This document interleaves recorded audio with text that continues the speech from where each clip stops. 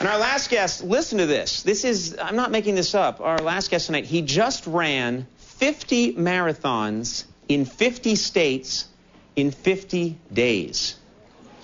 He's dead. But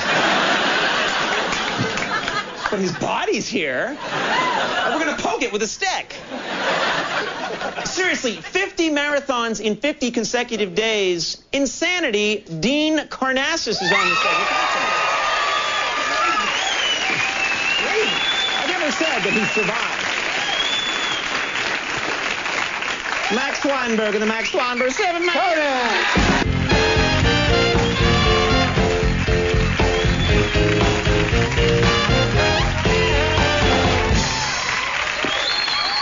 All right, everybody, my next guest just completed the North Face Endurance 50, which means he ran 50 marathons in 50 states over the last 50 days, including yesterday with the New York City Marathon. His best-selling book is called Ultra Marathon Man. Please welcome Dean Karnazes.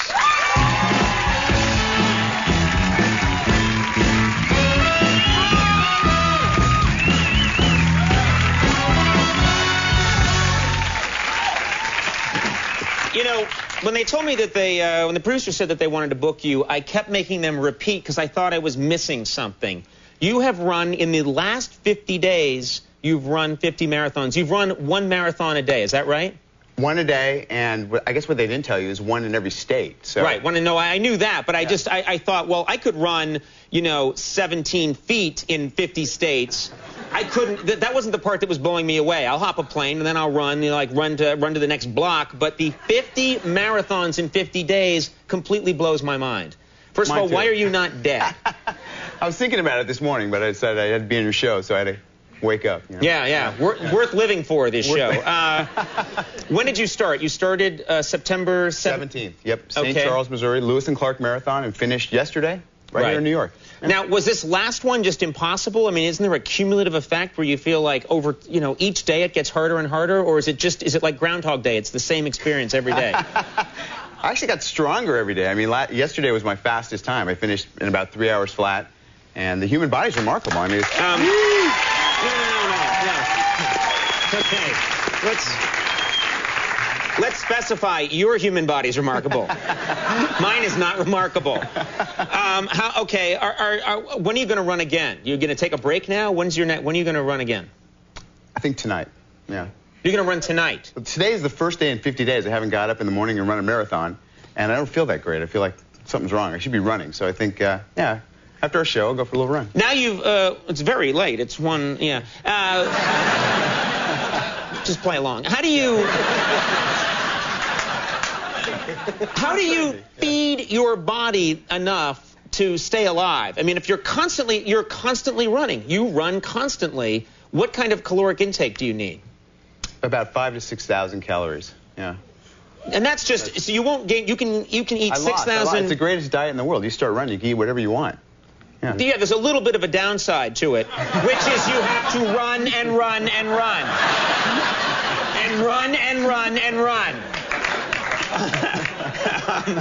You make it sound so easy. Simple. You run a marathon a day for 50 days, you eat whatever you want. Do you have to eat while you're running? Yeah, you eat on the run. I mean, you do everything on the run. Literally, you're running, and what are you eating to ingest that many calories? What kinds of foods are you eating as you're running? Well, I have boxes of cookies. Yeah. Organic. You're running with boxes of cookies. That's my favorite thing.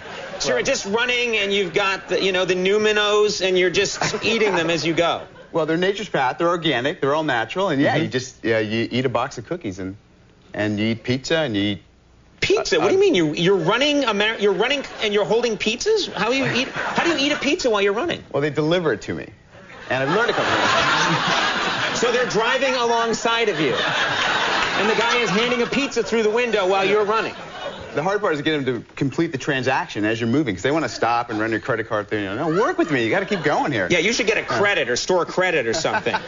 Yeah, you roll it up. I mean, I get the thin crust. I don't have them slice it. And you just roll up like a big burrito log. And it's...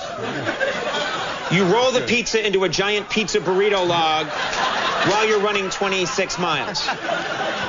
This is all in the runner's handbook, by the way, if you're confused by any of this. I've done Chinese, too. I did Chinese takeout recently. Yeah, well, that wouldn't be messy. No, you know, drink it out of the box. Trying to make the mushu pancake thing while you're running. No. You're just hungry an hour later, though. That's the problem. So you're addicted to running. I mean, you have to face this. This is something that you clearly can't stop now that you've started. Well, how I started literally was bad tequila. I mean, I walked out of a bar on my 30th birthday. We've all done things after bad tequila. None of us have run 50 marathons in 50 days. You're supposed to wake up with like a tattoo that says Air Supply Rules or something. You're not supposed to start running marathons until the end of all time. Well, that's it. Just you know, I sobered up about halfway through it, and I thought, what am I doing? This is ridiculous. But, right. And it wasn't pretty. There's some blistering and chafing. But I ran 30 miles on my 30th birthday, and that's where it all started. And you said, I'll just keep doing this. Just keep going. Yeah. Okay, you ran across California's Death Valley at one point. How hot was it while you were running? Well, it was about 124. Yeah. Yeah. Well, the low temperature was 114 at 2 in the morning. But what they don't tell you, it's a dry heat. Yeah, yeah. Oh, nice, nice. Yeah. So you're running, aren't your sneakers, I mean, the pavement. The asphalt's 200 degrees. Yeah, so you run down the white line. You just run on the white line, or Why? your sneakers melt. Oh, the white line's the coolest part? The coolest, yeah. Oh, yeah. So you're taking it easy a little bit. You're going to run on the white line. Yeah. So you've done that, and you also are planning to run across the ocean. How are you? And this, this is not a lie. You're planning to run across, I think, the Pacific from Los Angeles to Hawaii. Is that right? Yeah, it's a big inflatable hamster wheel.